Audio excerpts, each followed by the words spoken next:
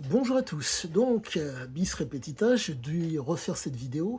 La vidéo du jour aura pour thème donc la perversion en politique qui malheureusement a des répercussions sur le quotidien des Français. Nous sommes en 2024, je suis français, j'aime la France, mais il faut se rendre compte des problèmes qu'amène cette perversion de la caste politique française sur la France. Sachez que mes propos seront tirés entre autres de mon vécu et de l'instruction que j'acquiers entre autres par Oro, par le biais d'Oro. Et pour ceux qui ne savent pas, je suis un chercheur en littérature et j'essaye de faire, voire même pas j'essaye, je fais un ouvrage sur cet homme pour le comprendre. Cet homme donc français avait des parents albanais et gréco-libanais de l'autre côté. Alors, pour faire simple, cet homme a un vécu extrêmement aventureux. C'est un homme qui apprécie la marge. Cette marge fait que il est exploiteur à la marge. Il se fait donc dictateur, voire exploiteur à la marge. Il faut comprendre que c'est fondamental pour avoir, si je puis dire, une vue d'ensemble, ou voire même une compréhension assez fine de mes propos. De par mes nombreuses relectures, 43 sauf dit en passant du livre que je vous ai montré, plus, à peu de choses près, 5 ou 6 des différents ouvrages censés être autobiographiques de cet homme, plus tous les à côté que je fais. Je ne vous parle pas de ce que je pense, mais je vous parle des croisements d'informations qui me permettent aujourd'hui de vous dire que la perversion est le maître mot aujourd'hui de nos politiques. J'ai vu récemment une vidéo avec un certain monsieur Paul-Henri Martin, qui a écrit donc un ouvrage sur nos fameux politiques, car il les a côtoyés, tandis que lui, si je puis dire, est un ingénieur, mais qui ne pouvait pas avoir accès, si je puis dire, aux mêmes avantages qu'eux. Il faut comprendre cette chose qui est fondamentale. L'ENA, Polytechnique, la Cour des comptes, les ponts et chaussées, sont des grandes écoles qui, entre guillemets, ont pris tous les postes, si je puis dire, de contrôle de la France. Avantages et inconvénients. L'avantage, ils se connaissent tous. Inconvénient, ils se protègent tous. Ce qui fait que, pour peu qu'ils aient un problème qu'ils ont généré, c'est fréquemment la faute des autres et rarement la leur. En un mot, dans une entreprise, ce qui caractérise la France et ce qui caractérise les Français, c'est 3 choses: l'agriculture, l'industrie, l'énergie.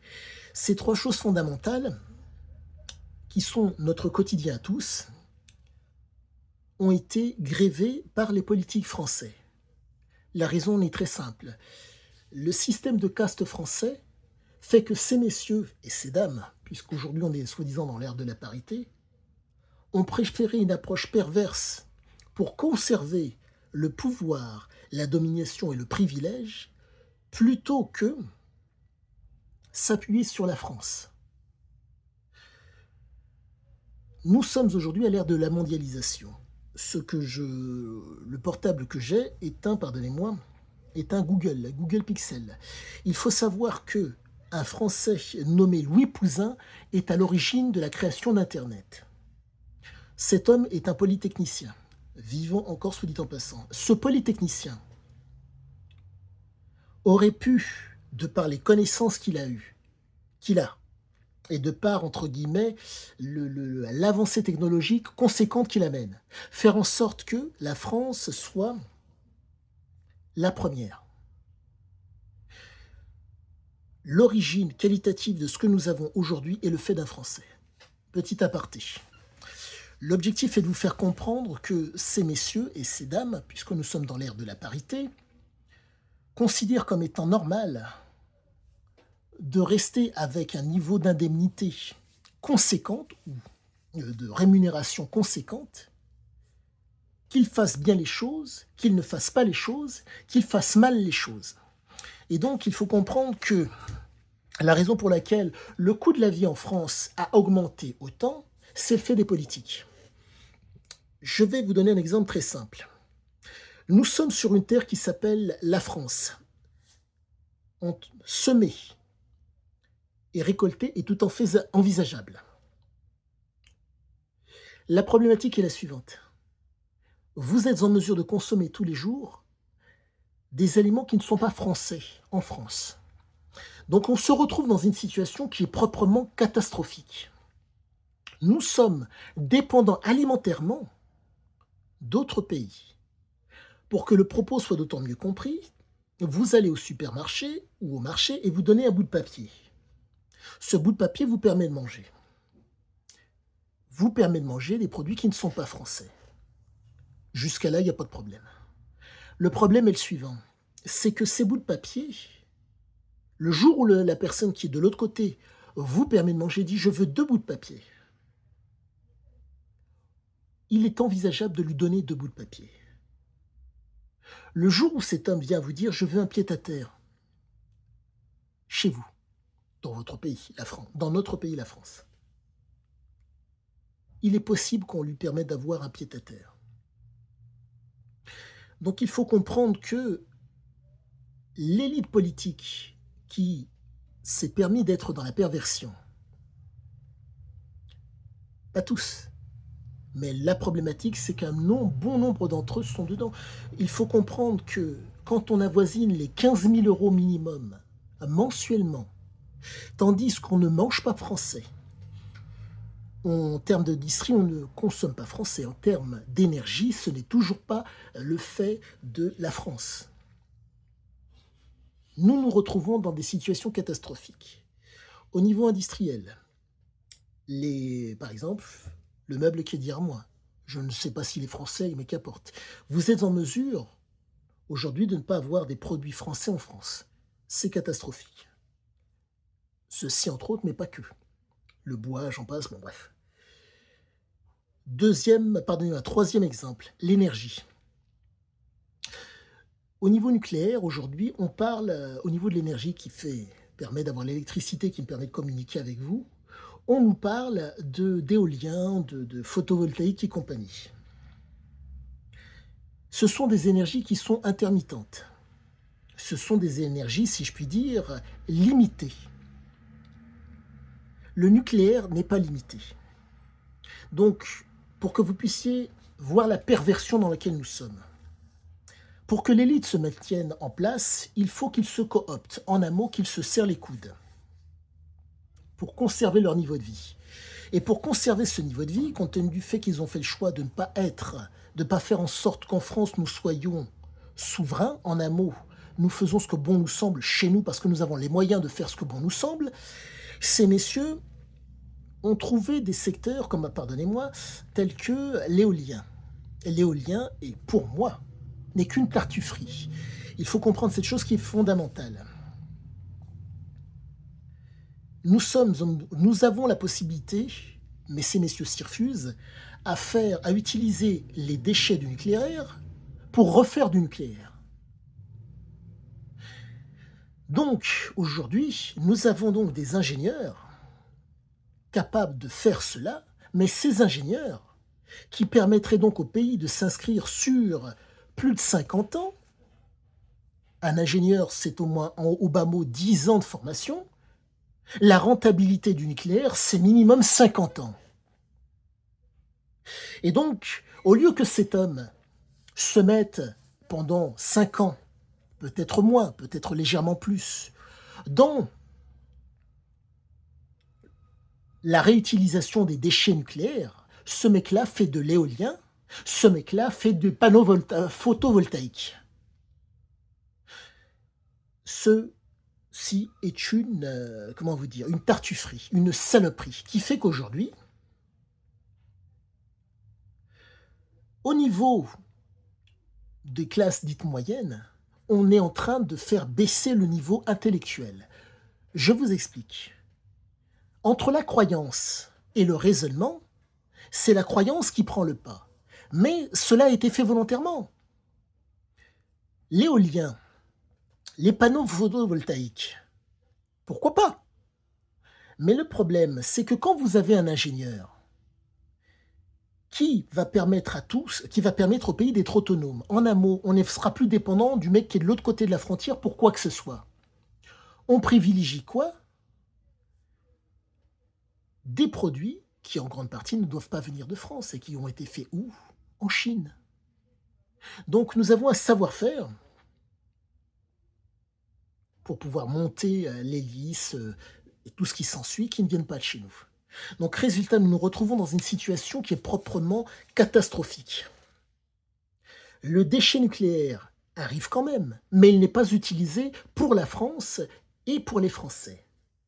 Donc résultat, ces messieurs, ce sont l'élite, la caste politique perverse, s'est dirigée vers la rentabilité à court terme. Il faut comprendre que 50 ans d'une vie, c'est du long terme. Faire des panneaux photovoltaïques, faire de l'éolien, c'est du très court terme.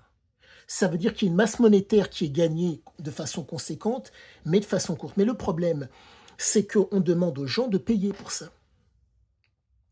D'où augmentation du coût de la vie pour payer ces dérives.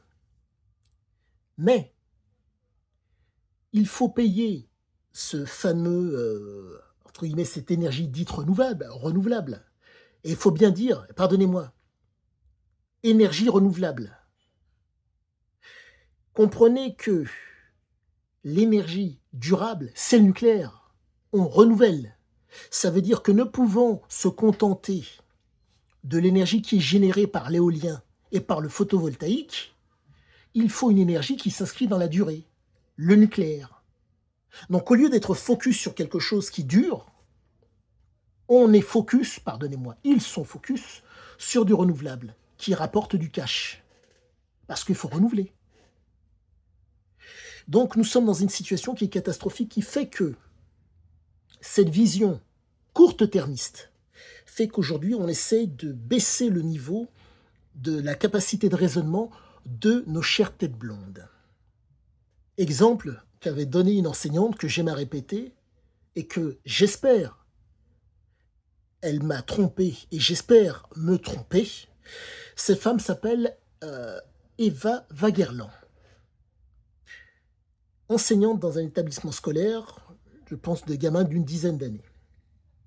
Elle demande à ses enfants, à ses élèves, quel est le personnage ayant les initiales J et C le plus célèbre que vous connaissez? Les enfants lui disent Jackie Chan et Jacques Chirac. Donc l'objectif est de faire en sorte que le niveau culturel dans mon pays baisse. Jésus-Christ et Jules César, c'est pas possible. Pour ces enfants qui sont dans un pays, pardonnez-moi, avec des références gallo-romaines. C'est pas possible. Mais pire encore, les références culturelles qu'ils sont en mesure de voir autour d'eux, ils ne les ont pas. Mais on s'attaque même au vocabulaire. Ces mêmes enfants, en tout cas, un autre groupe, j'espère, sont en train de parler football. Propos, anecdote de Madame Wagerland. Les enfants parlent du même match de foot. Ils ont failli en venir aux mains, car ils ne comprenaient pas qu'ils parlaient du même match. Là, c'est fantastique. Ça veut dire que on est en train de formater des esprits pour que l'émotionnel et l'animalité prennent le pas. On ne comprend pas. On essaye de comprendre. On ne comprend pas. On ne discute pas. On réagit physiquement. C'est proprement catastrophique. C'est proprement normal. Les élites politiques françaises sont pour cela.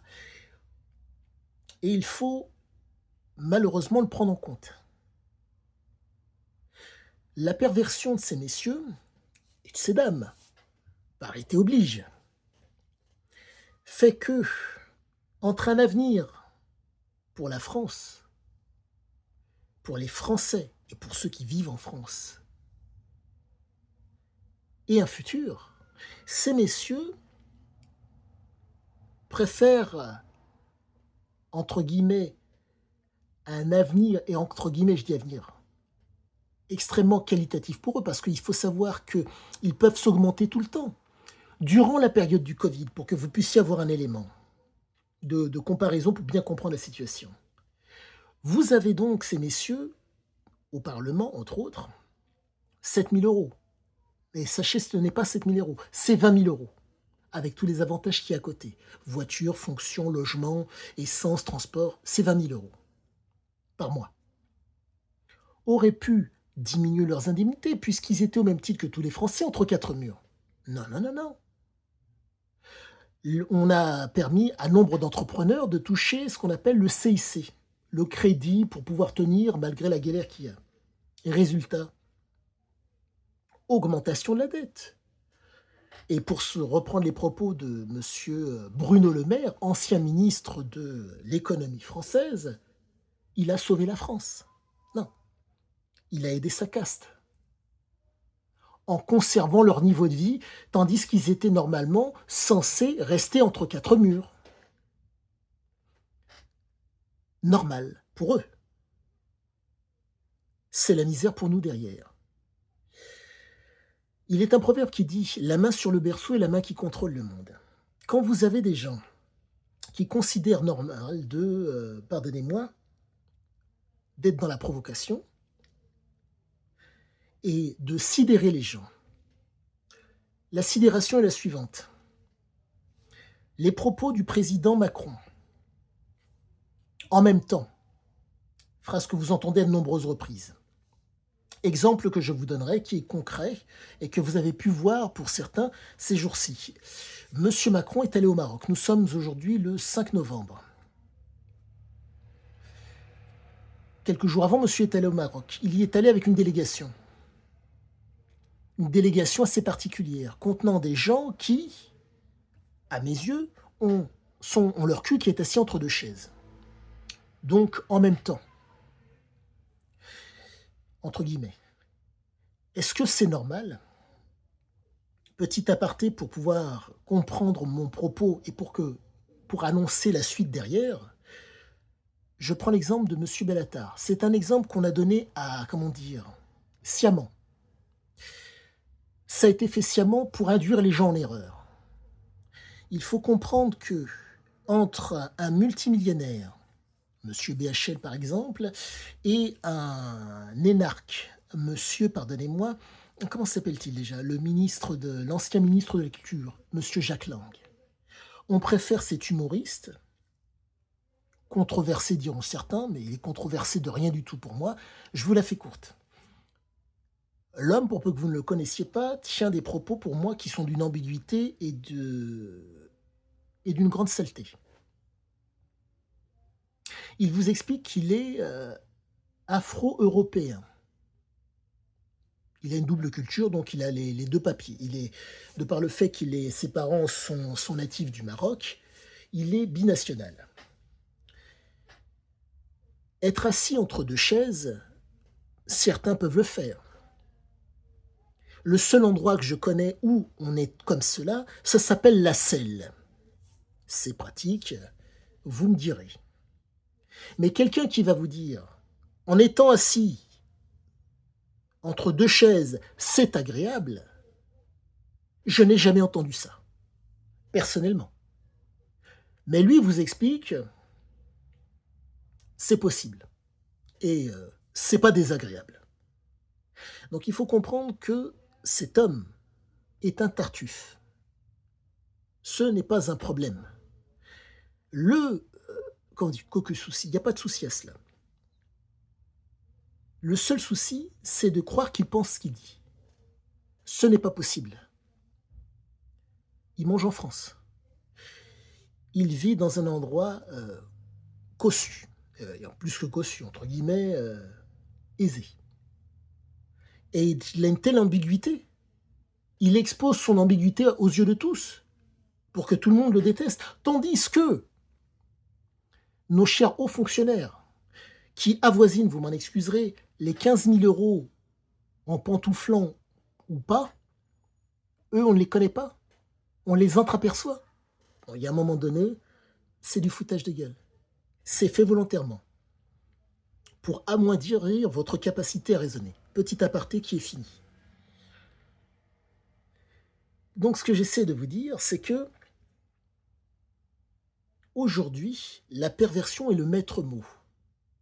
Cette perversion est faite exprès car, au lieu de s'appuyer sur la France, sur l'agriculture française, sur les industries françaises, qui sont en berne, soit dit en passant, et sur l'énergie française, donc le savoir-faire français qui permettrait de réutiliser du nucléaire et d'être donc indépendant chez nous, ces messieurs créent les conditions pour pouvoir être dans la jouissance.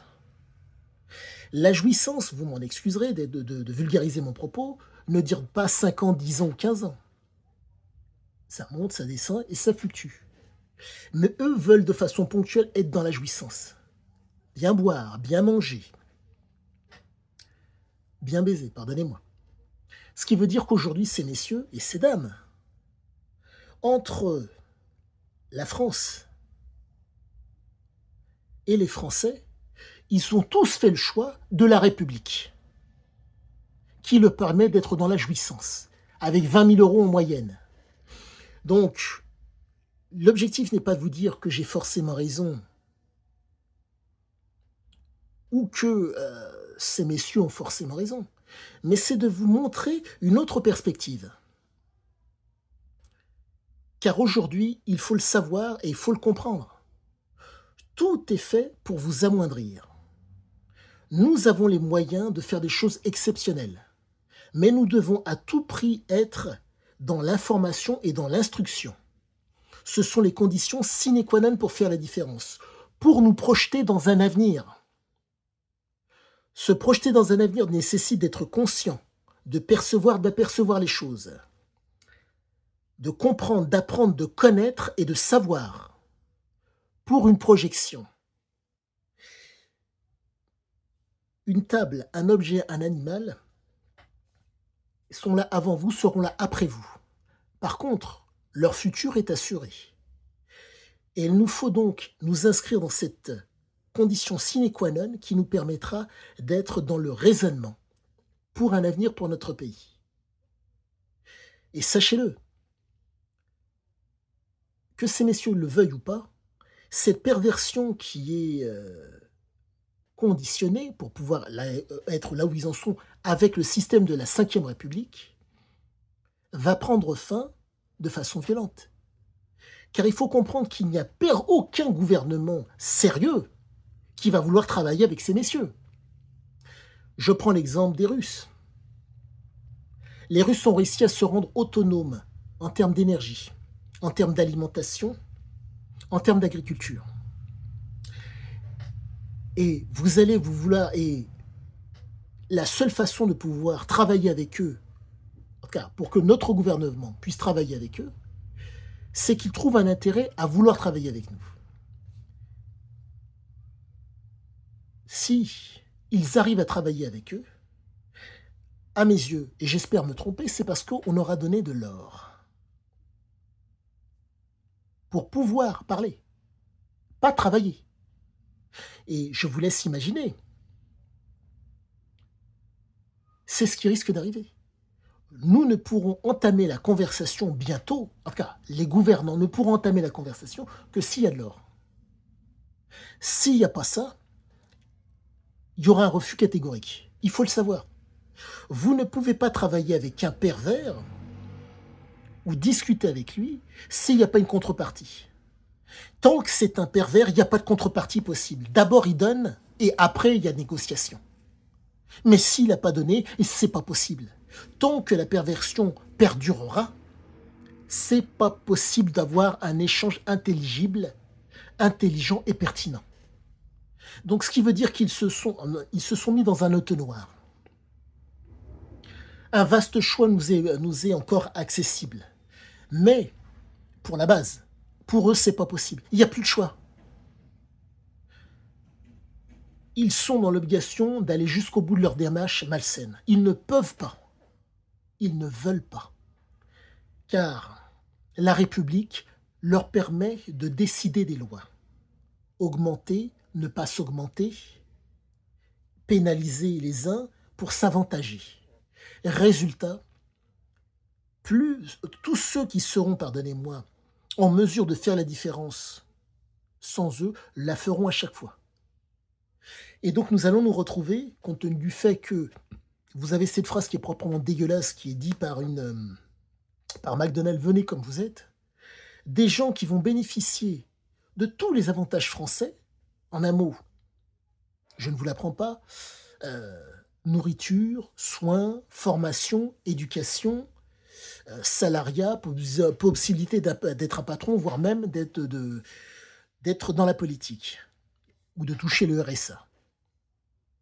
Et le fait de, comment dire, d'être dans la perversion qui consiste à faire venir les gens, fait que demain, ces mêmes personnes, au lieu de faire corps avec la France, vont vous expliquer: «Nous allons faire chez toi comme chez moi». Donc en un mot, pour peu que ces messieurs viennent d'un pays autoritaire et de pouvoir, ils vont vouloir imposer des mœurs étrangères chez nous. La problématique, c'est que quand vu que le développement de leur pays ne se fait pas, ils vont avoir une marge de croissance qui va être conséquente, mais qui va être limitée. Parce qu'ils vont être dans un système de référence, de croyance. La violence, l'autorité, le pouvoir n'ont d'utilité que quand ils sont portés par un raisonnement, une capacité à pouvoir se contrôler. Qui contrôle aujourd'hui? La caste dite supérieure. Eux ne pourront jamais contrôler. Et c'est une voie de garage qui a été faite volontairement par ces messieurs de la caste, qui refusent le changement. Résultat, nous nous retrouvons aujourd'hui avec, je prends l'exemple de l'ENA, avec des jeunes gens qui sont capables de manifester pour la Palestine en France, ce qui n'est pas un problème. Mais le problème, c'est que entre le travail qui va permettre à ces